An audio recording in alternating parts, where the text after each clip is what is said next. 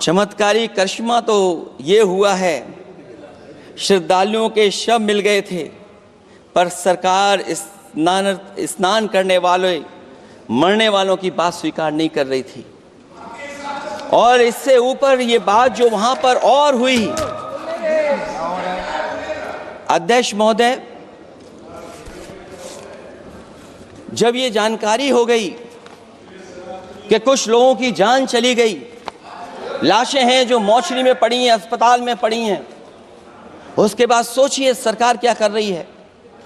अपने सरकारी हेलीकॉप्टर में फूल भर करके फूलों को डालने का काम किया। सोचिए, ये हमारी कहाँ की सनातनी परंपरा है। मैं जानना चाहूँगा सदन के माध्यम से हमारे माननीय सदस्य बताएं कि जहाँ लाशें पड़ी रही हों, न जाने कितनी चप्पलें पड़ी थीं, न जाने कितनी चप्पलें पड़ी थीं, न जाने कितने कपड़े पड़े थे, महिलाओं की साड़ियाँ थी, कपड़े थे, लेकिन उनको कैसे उठाया गया? उन सबको उठाया गया जेसीबी मशीन से, ट्रैक्टर की ट्रॉली से। उनसे उठा करके कहां फेंका कोई नहीं जानता, लेकिन जब उनको लगा कि वहां से बदबू आ रही है तो यही सरकार के लोग छिपाने लगे हैं। यही आपका महाकुंभ का आयोजन था, और हर बात को छिपाने के लिए न केवल ये लोग मीडिया का सहारा ले रहे हैं, मीडिया का सहारा लेते लेते सुनने में आया है कुछ दबाव और कुछ स्वीटनर भी दिए जा रहे हैं जिससे उनकी खबरें बाहर ना आ जाएं। और अगर अध्यक्ष मोदी ये बात सब गलत है मेरी, अगर ये बात सब गलत मैं कह रहा हूं, तो अभी तो नेता सदन को अभी भाषण देना है। और मैं ये बात और कहना चाहता हूं, आप अपनी तरफ से जानकारी कर लीजिएगा। हमारे उत्तर प्रदेश के मुख्यमंत्री जी ने शोक नहीं प्रकट किया था। जब देश की राष्ट्रपति और प्रधानमंत्री जी ने शोक प्रकट किया, उसके बाद 17 घंटे बाद सरकार ने स्वीकार किया। अध्यक्ष मोदी, ये वो लोग हैं जो आज भी कोई सच्चाई स्वीकार नहीं कर सकते। इनका रास्ता क्या है मैं नहीं जानता हूं, कहां ले जाना चाहते हैं।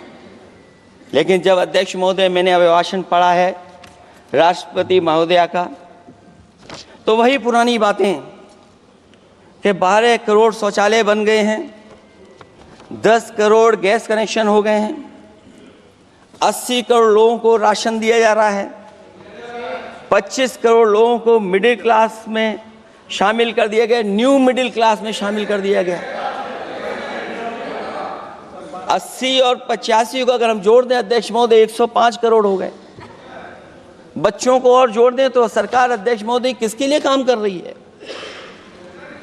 किसके लिए काम कर रही है? अगर 80 को राशन दें, 25 को न्यू मिडिल क्लास में जोड़ दें, 105 करोड़ हो गए। और जो बाकी बचे हैं हमारे देश की आबादी, जिसको 140 करोड़ बता रहे हैं, उसमें कम से कम बच्चे कुछ तो संख्या होगी, आधी आबादी की संख्या होगी। अगर उसको हम बाहर निकालें तो आखिर सरकार किसके लिए काम कर रही है? वही बात पुरानी सुनने को मिलती है कि राष्ट्रीय मिलिट्री स्कूल बन गए हैं, राष्ट्रीय मिलिट्री स्कूल जिनमें बालिकाओं की भर्ती शुरू हो गई है। अध्यक्ष महोदय, ये एक बता दें जो नया इन्होंने 10 साल के अंदर राष्ट्रीय मिलिट्री स्कूल खोला हो।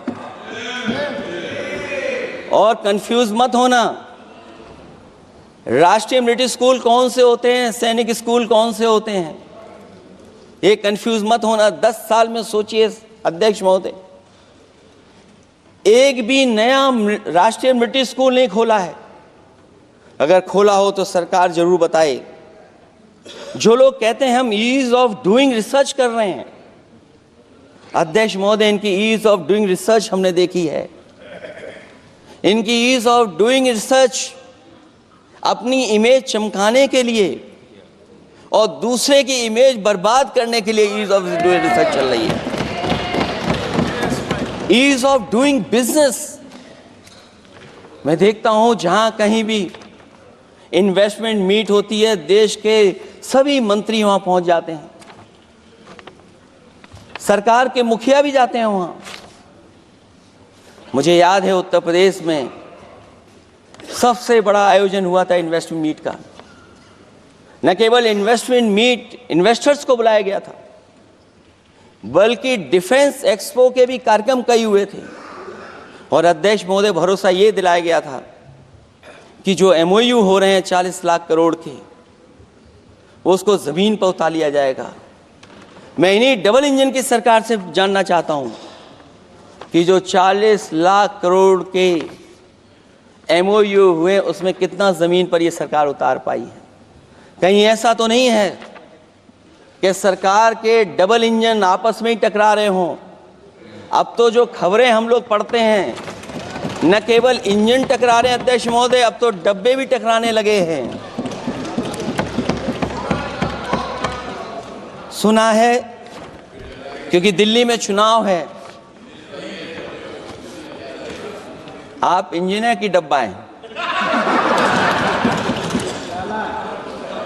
ये हमारे पुराने माननीय सदस्य हैं, आप हम एक हैं, बस जगह अलग बदल गई। जिस विभाग के मंत्री हैं वो हमारा ही काम है, आप लोग अच्छा नहीं कर रहे हैं। अध्यक्ष महोदय, दिल्ली का चुनाव है तो मैंने राष्ट्रपति जी के अभिभाषण में सुना कि यहां पर मेट्रो की जो दूरी है वो दुगनी कर दी गई है, पटरी दुगनी कर दी गई है, एक्सपेंशन हो गया है इतना। अध्यक्ष महोदय, मैं स्वीकार करता हूं दिल्ली का चुनाव है, एक्सपेंशन की बात करेंगे, लेकिन कभी आपने क्यूटो का नाम सुना है? आपने वेनिस का नाम सुना है? मैं अध्यक्ष महोदय आपके माध्यम से, जिसको क्यूटो बनाने के लिए सपना देखा गया था, 10 साल पूरे हो गए हैं, अभी तक वहां पर मेट्रो की शुरुआत नहीं कर पाए हैं। और अध्यक्ष महोदय, मैं ये बात इसलिए कह रहा हूं, अध्यक्ष महोदय मैं इसलिए बात कह रहा हूं कि जिस समय समाजवादी सरकार थी, जितनी भी मेट्रो आज यूपी में चल रही हैं, सब की सब समाजवादियों की देन है, एक भी आपकी देन नहीं है। और इस समय पर मैं याद करना चाहता हूं, उस समय देश के प्रधानमंत्री मनमोहन सिंह जी को जब मैं पहली बार मुख्यमंत्री बनकर के उनसे मिलने गया था, मैं बहुत सारे उनके काम उत्तर प्रदेश के लेकर के गया था। आज वो हमारे बीच नहीं हैं, लेकिन कम से कम उन्हें इसी बात से याद कर रहे हैं, जो जो मैंने काम उस समय दिए थे, एक एक काम उस समय के प्रधानमंत्री जी ने मेरा पूरा कर करके, और उसका परिणाम ये हुआ है अध्यक्ष महोदय, और उसका परिणाम ये हुआ है कि आज उत्तर प्रदेश में जितनी भी मेट्रो चल रही हैं, चाहे वो लखनऊ की हो, कानपुर की हो, आगरा की हो, नोएडा की हो, ग्रेटर नोएडा को जोड़ रही हो, दिल्ली को जोड़ रही हो। और अध्यक्ष महोदय, जिस समय उद्घाटन हुआ था दिल्ली से नोएडा को जोड़ने वाली मेट्रो का, उस समय देश के प्रधानमंत्री एक विदेश के बहुत बड़े उनके साथ बैठ करके गए थे उद्घाटन करने। वो अगर किसी ने काम किया था पूरा, तो नोएडा अथॉरिटी और समाजवादी सरकार ने, उसमें आपकी देन कोई नहीं थी। ये बात मैं मेट्रो की इसलिए कर रहा हूं कि जो लोग दिल्ली में मेट्रो बना रहे हैं, वो बनारस में मेट्रो क्यों नहीं बना पा रहे हैं? और दिल्ली का विकास अपने आप हो जाएगा, बस ये जो भारतीय जनता पार्टी की दिल्ली वाली सरकार है वो हस्तक्षेप करना बंद कर दे।